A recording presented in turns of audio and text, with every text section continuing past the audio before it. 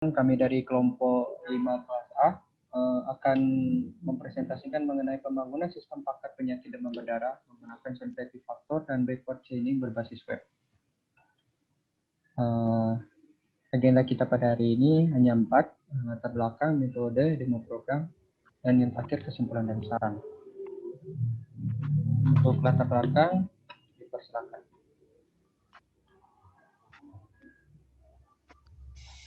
Latar belakang yang pertama, teknologi khususnya dalam ilmu komputer sudah memiliki peran yang besar dan mencakup berbagai dimensi kehidupan manusia.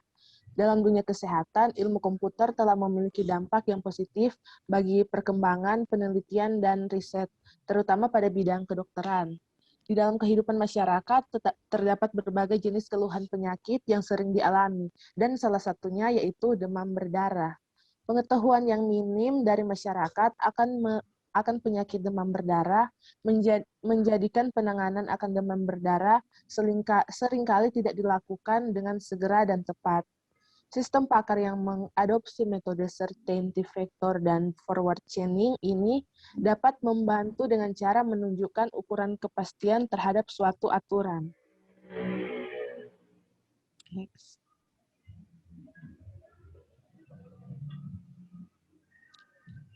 Untuk tujuannya, dapat membantu pengguna untuk memastikan range berapa persen kepastian pengguna terkena demam berdarah dan dapat memberi saran kepada pengguna. Manfaat dalam segi pengguna, sistem ini dapat memberi hasil dalam bentuk presentasi angka dan memberikan saran. Dalam segi pembaca, dapat dijadikan referensi untuk menambah wawasan dari metode yang digunakan, alur pengerjaan, dan hasil kesimpulan yang didapat. Dampaknya, tentunya diharapkan aplikasi ini dapat membantu orang-orang mengetahui secara pasti penderita penyakit DBD di tingkat apa dan mendapat saran penanganan yang dapat mencegah terjadinya hal yang lebih buruk.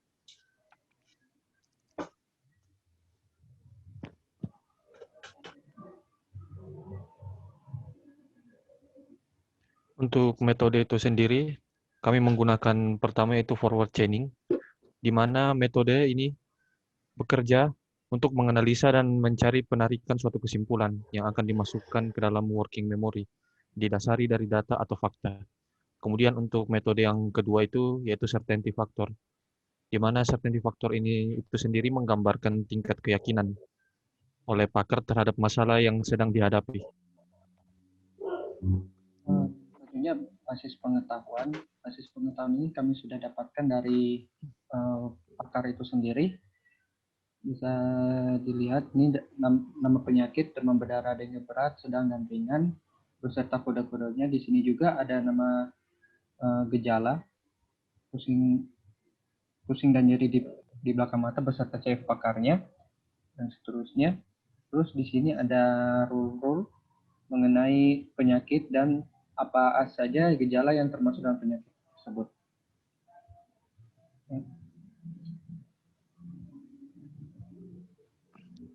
Untuk representasi pengetahuannya itu sendiri, kami telah membuat 3 rule, di mana untuk rule pertama itu, jika pusing dan nyeri di belakang mata, dan demam tinggi, dan juga badan lemah itu, maka dapat disimpulkan bahwa dia terkena penyakit demam berdarah dengue ringan.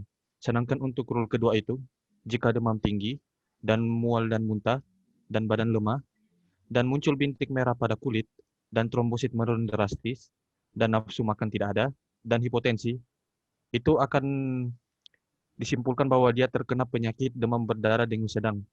Sedangkan untuk rule ketiga, jika terjadi pendarahan dan susah buang air besar, dan tubuh terasa dingin, dan muncul bintik merah pada kulit, dan hilang kesadaran, maka dia akan dikategorikan sebagai demam berdarah dengue berat.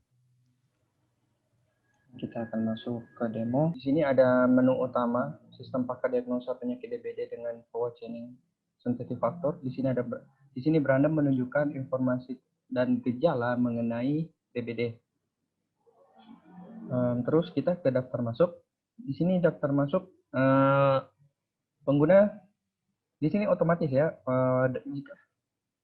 Di sini untuk daftar masuk jika pengguna mendaftarkan username, password, dan seterusnya ini otomatis akan menjadi pengguna pasien.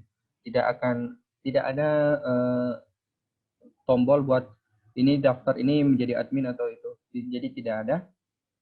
Nanti admin itu punya cara tersendiri untuk mendaftarkan dirinya. Di sini ada hapus daftar. Jika pengguna sudah salah ini hapus, langsung hilang semuanya. Oke. Kita beralih ke akun milik admin dulu.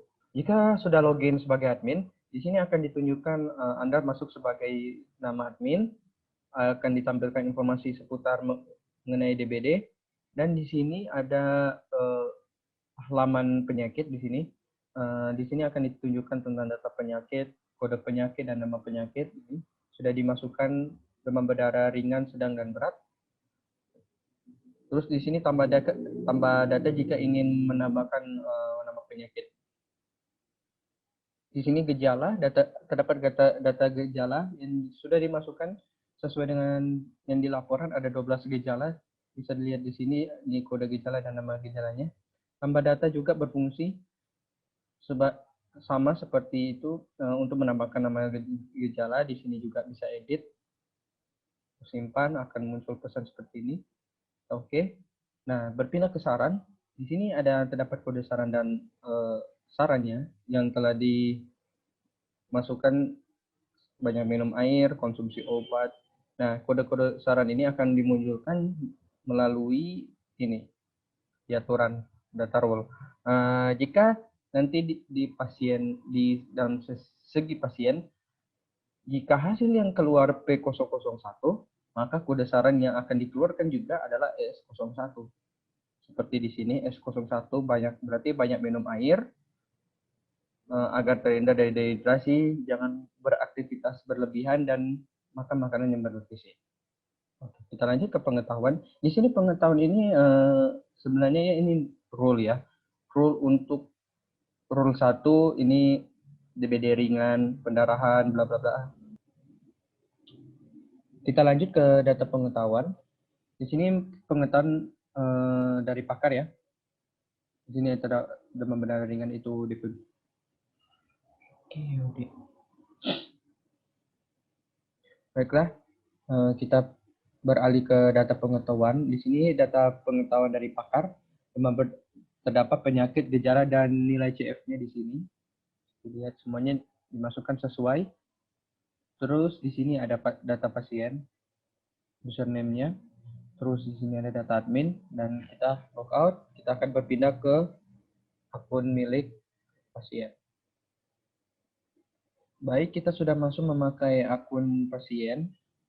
Di sini ada bagian diagnosa. Kita pilih dulu sesuai rule 1. Di sini yakin, tidak. Nah, nanti tidak ini akan ada efeknya nanti di proses.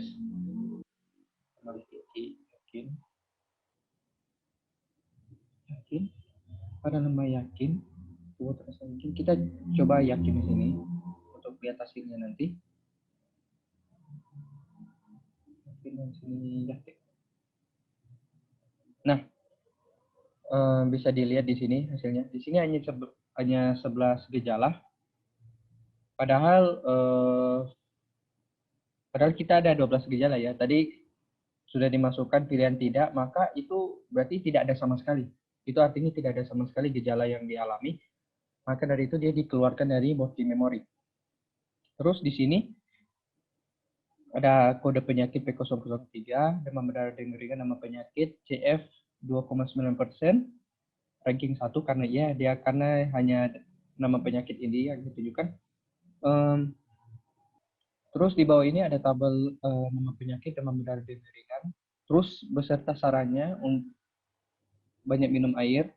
Ini sesuai saran tadi ya. Terus ada tombol cetak. Nah, di sini akan ditunjukkan hasil diagnosa seperti berikut. Oke, sekian dari demo. Kita lanjut ke poin berikutnya. Kita masuk ke kesimpulan. Jadi aplikasi sistem pakar penyakit demam berdarah berbasis web ini Dengan menerapkan metode sensitif faktor dan forward chaining telah berhasil dibuat dan berjalan sesuai yang diharapkan. Lalu untuk saran, dapat menambahkan fitur yang lebih lengkap dan interface yang lebih baik lagi. Terima kasih. Sudah, cuma begitu. Sudah?